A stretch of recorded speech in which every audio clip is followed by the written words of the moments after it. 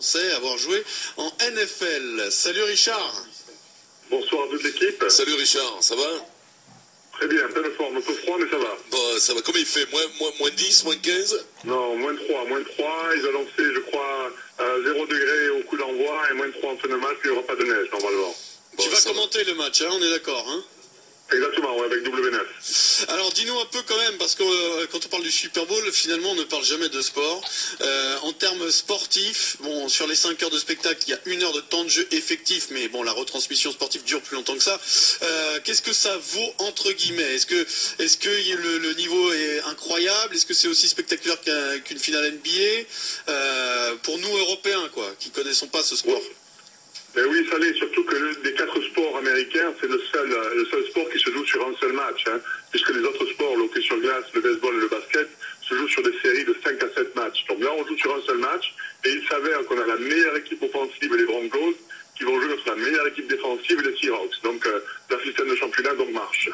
Et alors les États-Unis s'intéressent plutôt au foot US de partout, parce qu'on sait que par exemple les autres sports, tu as des régions ou des villes dans lesquelles ils sont totalement absents. Là on disait un Américain sur 2 quasiment devant la télé. Est-ce que tu sais pourquoi c'est aussi universel? Oui, pour la bonne et simple raison qu'il y a un sport par saison. C'est-à-dire qu'en ce moment, il n'y a que le football américain qui joue ses phases finales.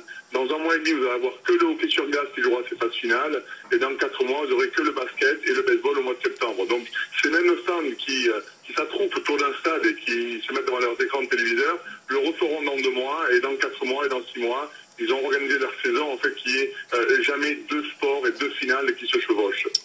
En moins d'1 heure, peux-tu nous expliquer les règles?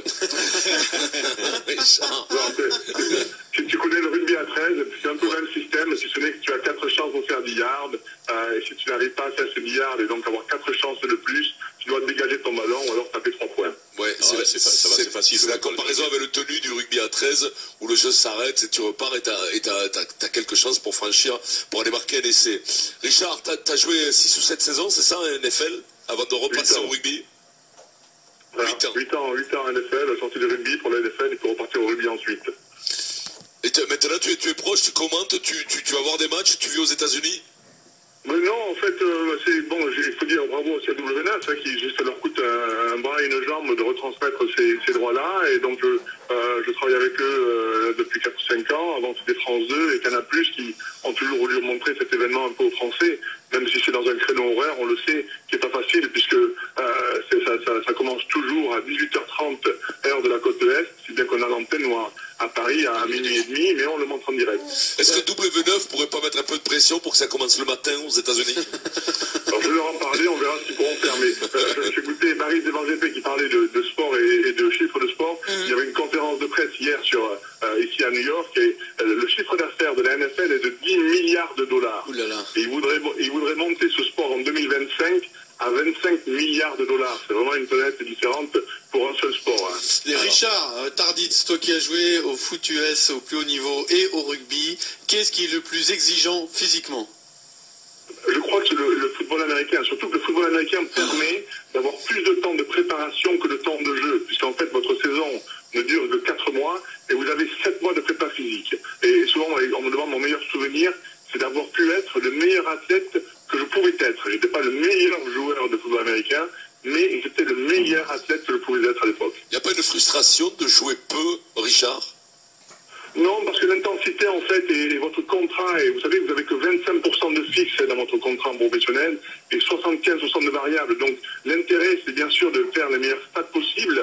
Et si les 11 joueurs de l'équipe font les meilleurs stats, l'équipe gagne. Mais vous jouez surtout pour votre contrat et pas pour l'équipe. C'est-à-dire que si tu joues en défense, on te comptabilise tes plaquages et à un certain nombre de plaquages, tu prends des primes, c'est ça? Exactement, le plaquage, si tu as fait reculer l'adversaire, tu prends une prime de plus. Si tu as forcé le quarterback à jeter le ballon plus rapide, tu as une prime. Si tu l'attrapes, tu as une prime. Si tu fais tomber le ballon, tu as une prime. Et tout ça est détaillé donc avant le début de la saison. Oh là là. Et vous avez donc le lendemain du match, vous asseyez avec votre coach de position, vous regardez vos bonus, vous amenez votre fiche à la comptabilité, on vous donne votre chèque le lundi soir. Et ensuite, du lundi minuit jusqu'au mardi minuit, c'est la journée des transactions et vous pouvez être échangé, renvoyé à leur gré, puisque vous n'avez aucun droit sur votre contrat. Oh, mais ça, tu aurais dû faire du football américain, tu serais milliardaire aujourd'hui. imagine si j'avais été payé au tacle. Ça, là, je ne bosserais pas avec toi. Merci Richard. Par contre, Eric aurait été payé à la grosse Ciartré dans le Moscato Show, il gagnerait beaucoup plus que tout le monde. J'ai pas dit ça. Tu risquerais d'être millionnaire. Richard Tardif, le premier Français qui a joué en NFL. Merci Richard. Merci beaucoup Richard. Merci beaucoup. Ciao, ciao.